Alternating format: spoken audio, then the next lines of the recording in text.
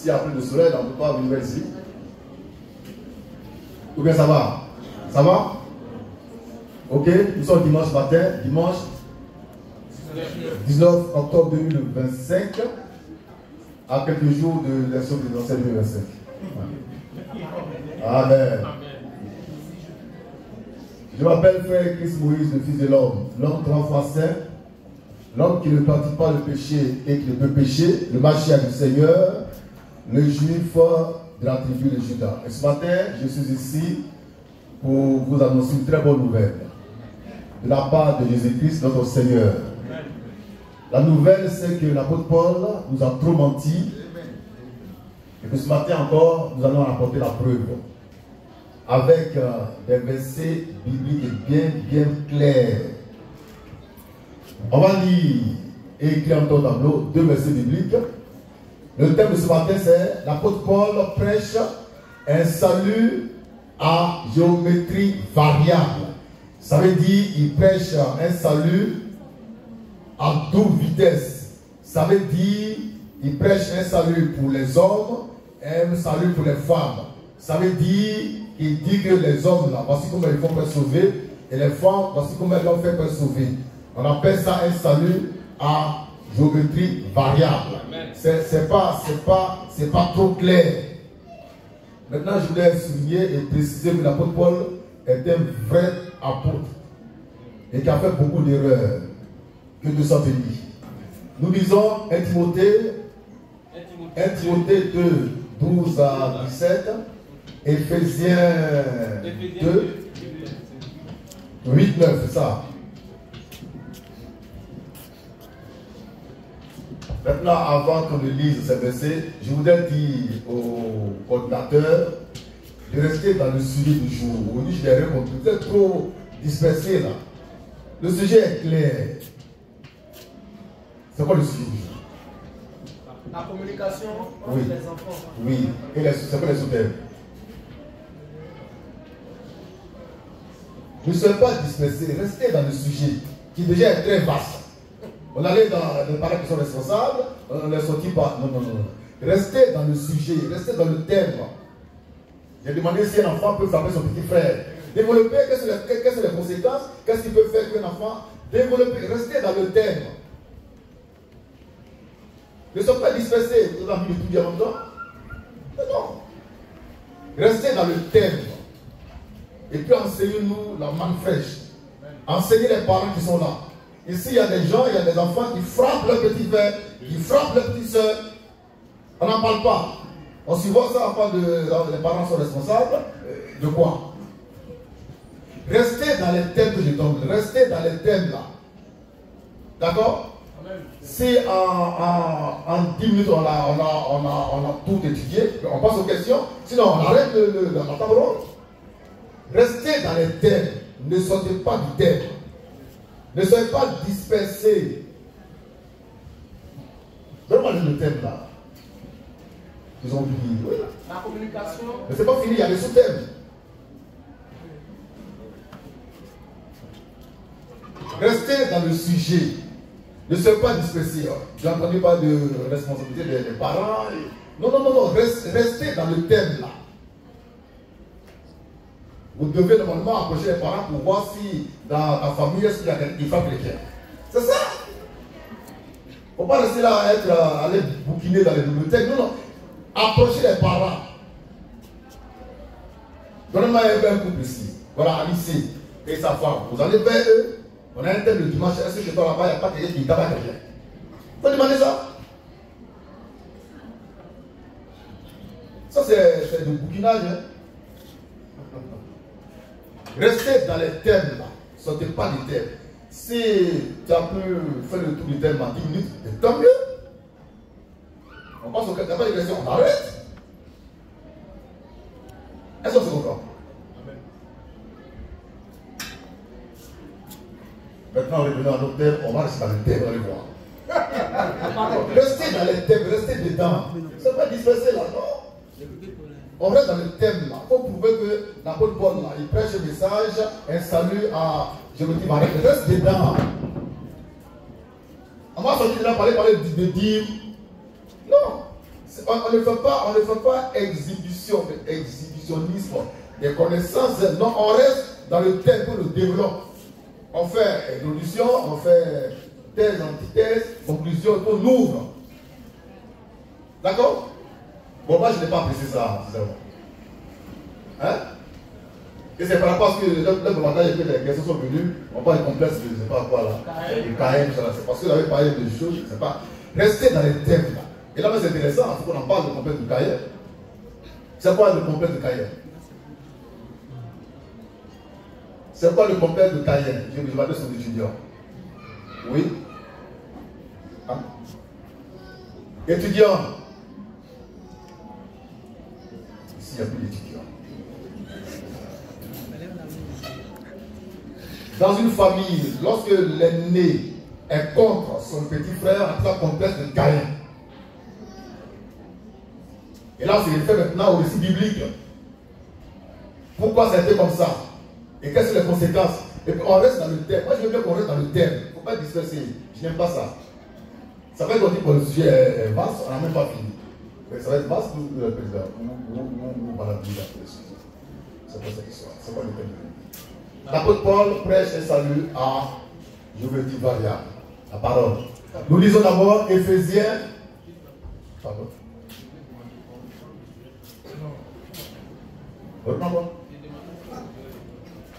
Mon anglais? Oui, j'en suis conscient. Éphésiens 2, 8 à 9. Pardon? Toi, il faut te calmer, d'accord? C'est facile. Il veut me faire du parler. Éphésiens 2, 8 à 9. Après avoir lu 1 Timothée 2, 12 à 15. Lecture. Éphésiens 2, oui. Versets 8 à 9. Oui. C'est par la grâce. C'est par la grâce, on dit grâce, pardon. On dit grâce. C'est par la grâce, oui. Que vous êtes sauvés. Que vous êtes sauvés. Par le moyen de la foi. Par le moyen de la foi. Donc on met grâce, 2 points, la foi. Oui. Et cela ne vient pas de vous. Ça ne vient pas de vous. C'est le don de Dieu. C'est le don de Dieu. Ce n'est point par les œuvres. Ce n'est point par les œuvres. Afin que personne ne se glorifie. Afin que personne ne se glorifie. Donc on met là, point par les œuvres. Donc le salut, d'après Éphésiens 2, 9 à 8, est un don gratuit de Dieu qu'on ne paye pas, qu'on ne peut rien faire pour obtenir. C'est l'idée qu'elle a. Ce n'est pas par les œuvres, mais par la grâce de Dieu, par le moyen de la foi que toi tu manifestes dans le Christ de Jésus. Quand tu as cette foi-là, eh bien tu es sauvé. Maintenant, lisons 1 Timothée 2, 12 à 13. Là-dessus. 1 Timothée 2. Oui. Verset 12 à 15. Oui. Je ne permets pas à la femme. Oui. D'enseigner. Ni de prendre l'autorité. Oui. Sur l'homme. Oui. Mais elle doit demeurer. Oui. Dans le silence. Oui. Car Adam a été formé. Oui. Le premier. Oui. Ève ensuite. Oui. Et ce n'est pas Adam. Oui. Qui a été séduit. Oui. C'est la femme. Oui. Qui, oui. séduite, oui. s'est rendue coupable de transgression. Donc c'est la femme qui a fait que le péché est venu dans le monde. D'après 1 Timothée 2, 12 et suivant. Lecture. Verset 15. Verset 15. Elle sera néanmoins sauvée. La femme qui a fait que le péché est venu sera sauvée en devenant mère. En devenant mère. Et là, ça englobe toutes les femmes. Donc une femme peut être sauvée, doit devenir mère. Donc on met là le salut par les œuvres. Le point 1, le salut sans les œuvres. Le point 2, le salut par les œuvres. C'est pourquoi j'ai dit que Paul prêche le salut à géométrie variable. Donc on ne sait plus comment faire pour sauver. Si on supporte.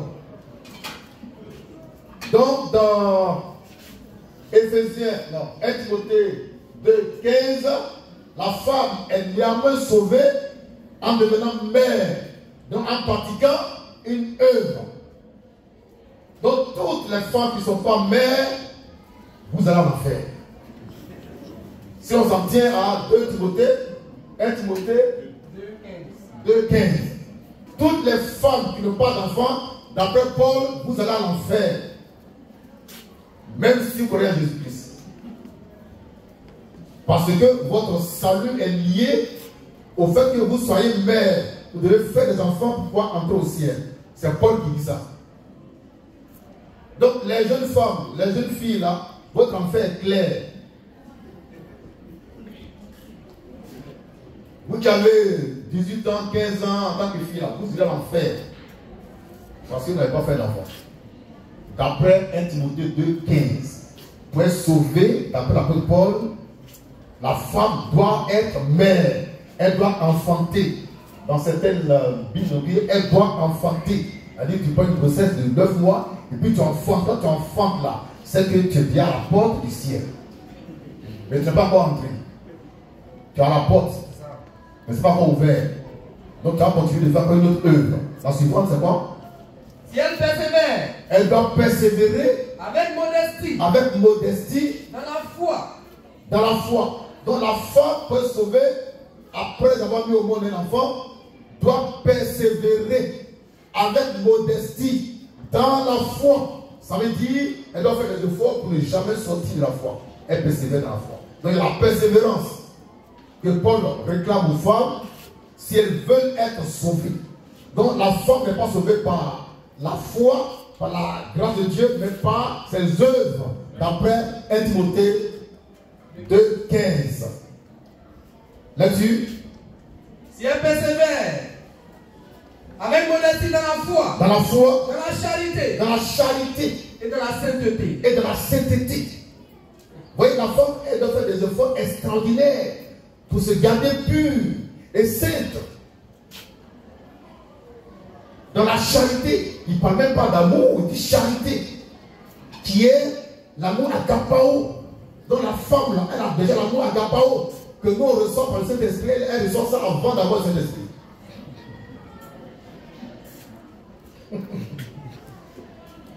Quand je dis que Paul c'est un voyou, on pense que je suis zinzin. C'est un voyou, c'est un voyou. 1 Timothée 2,15, c'est de la voyousie pure et simple. Comment tu peux dire qu'une femme pourrait sauver doit enfanter? Et les femmes vierges encore. Et les femmes stériles.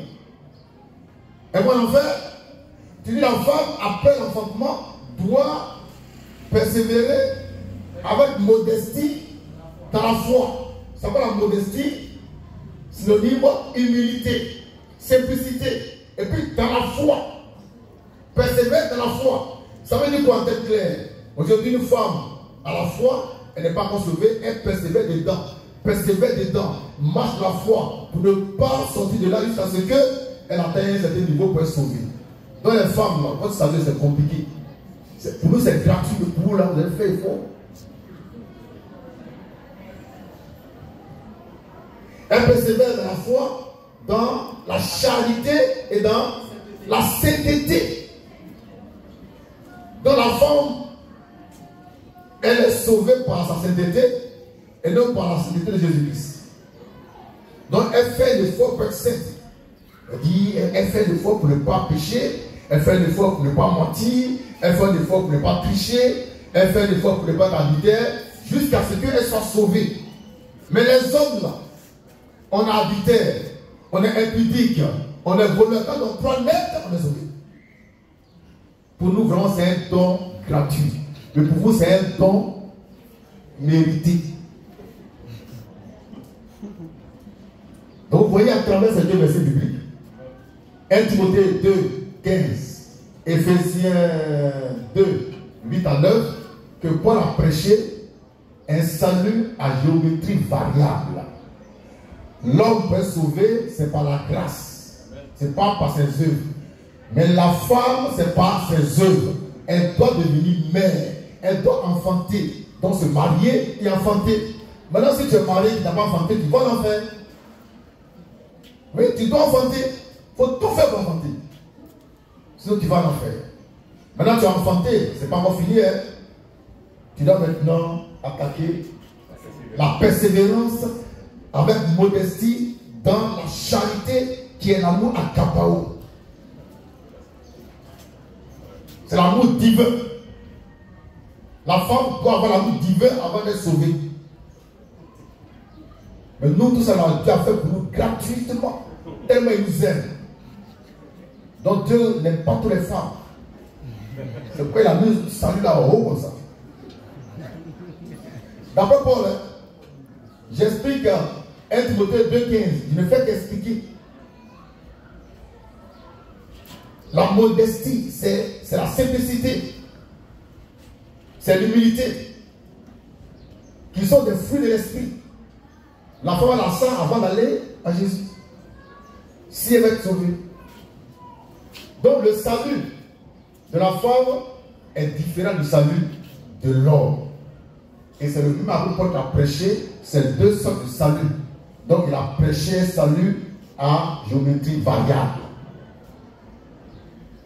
Et ça, c'est pas normal.